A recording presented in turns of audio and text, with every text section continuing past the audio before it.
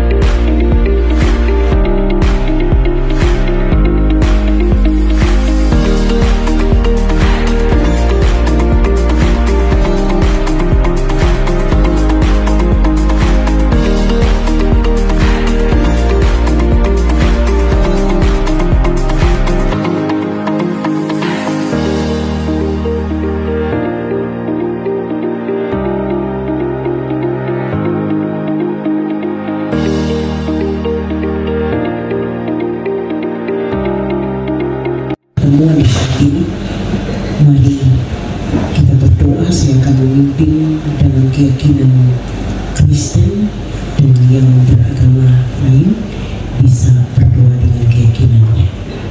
Mari kita berdoa. Segala kemuliaan, keagungan hanya bagi-Mu Tuhan, pemberi hidup ini bagi kami. Kami ada di hari yang ke-313 di hari ini, itu karena anugerah Tuhan. Di pagi hari ini, di tempat ini, hamba-hamba-Mu yang Engkau utus, Engkau pilih untuk memimpin Kabupaten Asmat ini. Yang kami hormati para kasubag program, dan juga kalau ada kasubag umum yang sudah bersahaja pada pagi hari ini. Warahmatullahi wabarakatuh. Salam sejahtera untuk semua. Shalom. Pertama kita panjatkan puji syukur kehadiran Tuhan yang Maha Kuasa atas berkat dan rahmat-Nya, sehingga kita masih diberikan kesehatan, kekuatan, terlebih nafas hidup, sehingga kita dapat hadir dalam ruangan ini dalam keadaan yang sehat-sehat walafiat. Dan ini semua karena berkat dan kasih karunia Tuhan yang luar biasa dalam kehidupan kita, sehingga patut kita selalu mengucap syukur kepada Tuhan yang memberi hidup kepada kita. Baik Bapak Ibu, saudara-saudari yang kami hormati, permohonan maaf Bapak Bupati dan juga Pak Sekda yang sementara tidak bisa meninggalkan tugas mereka, sehingga izinkan kami sebagai PLA Sekda hadir dan membuka acara ini. Baik, kami ya atas nama pemerintah Kabupaten Asmat dan juga Bupati, Wakil Bupati, Sekda mengucapkan banyak-banyak terima kasih kepada pimpinan OPD dan juga kepada kasubag program yang mana sudah ya dapat menyusun rencana kegiatan anggaran yang sudah kita lalui tahapan-tahapan, mulai perencanaan masuk sampai sekarang dengan kegiatan RKA tahun 2024. Oleh sebab itu di hari ini kita dapat berkumpul untuk kita sama-sama bisa mendengar sosialisasi surat edaran Bupati tentang pedoman umum penyusunan rencana kerja anggaran OPD untuk masing-masing OPD Kabupaten Asmat tahun anggaran 2024.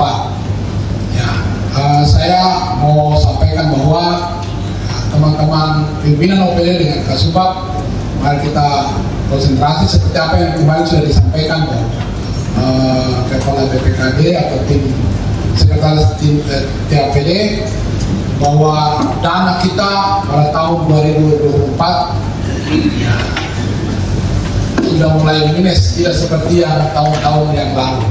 Kedua, dan ini tidak mengurangi semangat dari Bapak Ibu untuk mari kita lakukan, dan seperti yang kemarin sudah disampaikan bahwa kalau bisa bulan Desember itu kegiatan ya, lelang pekerjaan fisik dan lain-lain sudah harus bisa berjalan.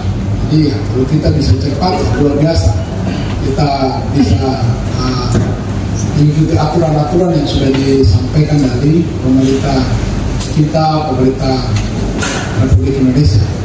Nah, sebab itu kalau kita dapat berbuat dengan baik, berarti kita termasuk kabupaten yang tercepat di kabupaten di provinsi Papua Selatan. Mudah-mudahan demikian. Hasil itu kami harap perhatian pimpinan OPD, para kasubag program, dan juga komunikasi dengan PAPD Kabupaten Asmat supaya semua bisa berjalan dengan baik. Saya pikir mungkin itu sedikit arahan dari kami. Sekali lagi kami mengucapkan banyak terima kasih mewakili Bupati Asmat dan juga pemerintah Kabupaten Asmat memberikan ya respon baik kepada pimpinan OPD yang sudah ikut membantu dan juga teman-teman dari kasubag program, sehingga kita sudah bisa berjalan dalam tahapan-tahapan dan termasuk juga cukup cepat, dan itu semua karena bantuan Bapak Ibu pimpinan OPD dan para kasubag program, sehingga bisa ya kita bisa mendapat nilai yang baik. Sekali lagi harap supaya kita lakukan bersama-sama sampai masuk dengan penetapan di DPR Kabupaten Asmat. Terima kasih Bapak Ibu atas perhatiannya, dan saya mewakili Bupati Asmat membuka acara sosialisasi surat edaran Bupati Asmat tentang pedoman umum penyusunan RKA OPD Kabupaten Asmat tahun anggaran 2024 dengan resmi. Sekian dan terima kasih. Negeri 15 ini harus disampaikan dan disosialisasikan oleh tim anggaran kepada Bapak Ibu organisasi perangkat daerah sebagai rambu-rambu dalam penyusunan rencana kerja anggaran tahun 2024. Kita tahu bersama bahwa salah satu kuesioner yang akan diisi oleh pimpinan OPD dalam pemeriksaan yang dilakukan oleh BPK adalah bagaimana informasi dari tim anggaran kepada organisasi perangkat daerah terhadap penyampaian pedoman umum penyusunan APBD setiap tahun. Sehingga karena amanat konstitusi, amanat Kemendagri, mau tidak mau tim anggaran harus menyampaikan sosialisasi kepada perangkat daerah. Ketika nanti Bapak Ibu mengisi kuesioner apakah benar pemerintah daerah telah melakukan sosialisasi, maka jawabannya hari ini kita sudah melakukan sosialisasi. Bapak Ibu yang saya hormati, kemarin Bapak Bupati juga sudah menjelaskan bagaimana arah kebijakan umum yang skala prioritas. Ya. Skala prioritas kita sudah ditekan kemarin. Yang pertama kita bicara tentang bagaimana tema nasional terkait dengan kebijakan nasional tahun ini belum masuk. Ya. Kemudian yang kedua kita bicara terkait dengan pendidikan, kesehatan dan infrastruktur. Bahkan kalau di pendidikan kesehatan nanti kita lihat fokusnya sesudah Permendagri 15. Tetapi kalau infrastruktur kemarin Bapak Bupati sudah menegaskan kaitannya dengan infrastruktur jalan terkait dengan perkantoran maupun penyelesaian sarana-prasarana perkantoran. Ya. Kemarin kita sudah diajak, tim anggaran sudah dipanggil untuk lihat kantor Bupati, saya, Pak Kepala Bapeda, kemudian Pak Inspektur Dinas PU, dan beliau pastikan bahwa bulan 4, bulan 5 tahun depan itu paling tidak itu kantor Bupati sudah diresmikan, dan saya sudah terkantor di sini, dari Bupati, Wakil Bupati, Sekda. Regulasi yang dipakai oleh pemerintah daerah, kemudian kita bicara penerimaan, kita bicara pembiayaan, kita bicara belanja, kita bicara utang, itu sudah diatur dalam Permendagri 15. Ya. Kemudian yang berikut adalah terkait dengan klasifikasi kode rekening. Nah, klasifikasi kode rekening kalau tahun 2023 yang sekarang ini masih banyak, ya, masih banyak yang ditempatkan pada tidak pada tempatnya atau tidak pada tuannya. Itu ada di tahun 2023. Nah, di tahun 2024 itu sudah diklasifikasi semua, baik itu yang otsusnya, baik itu yang daknya, baik itu yang dak non fisiknya, dan yang lain-lain itu sudah punya tuannya semua.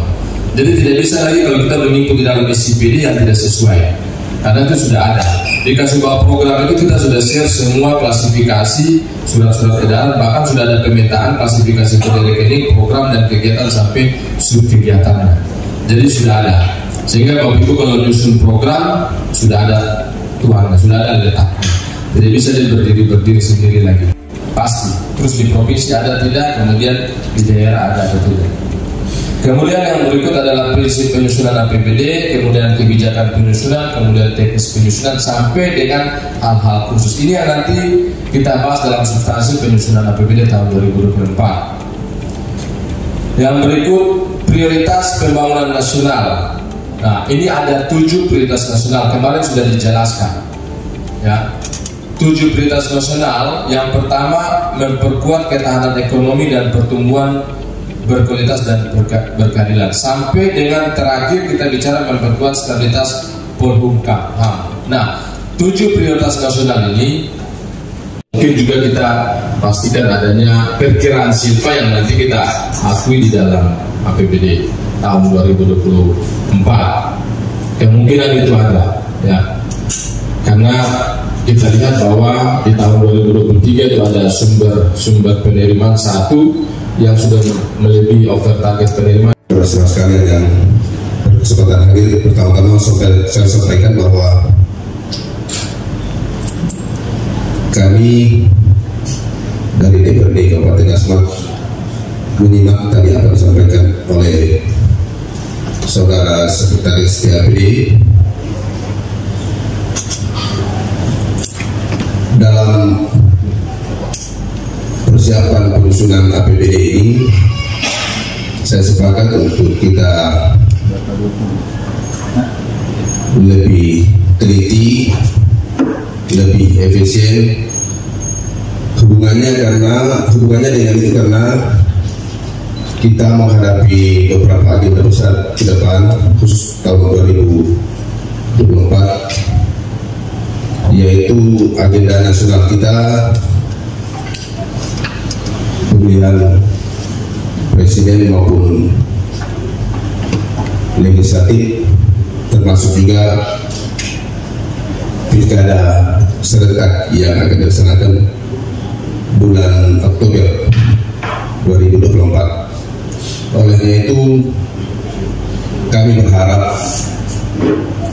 dalam penyusunan ini, pertama itu kita tetap ada pada lingkaran koridor hukum yang berlaku, karena biasanya dalam hal-hal seperti ini kepentingan kita terkadang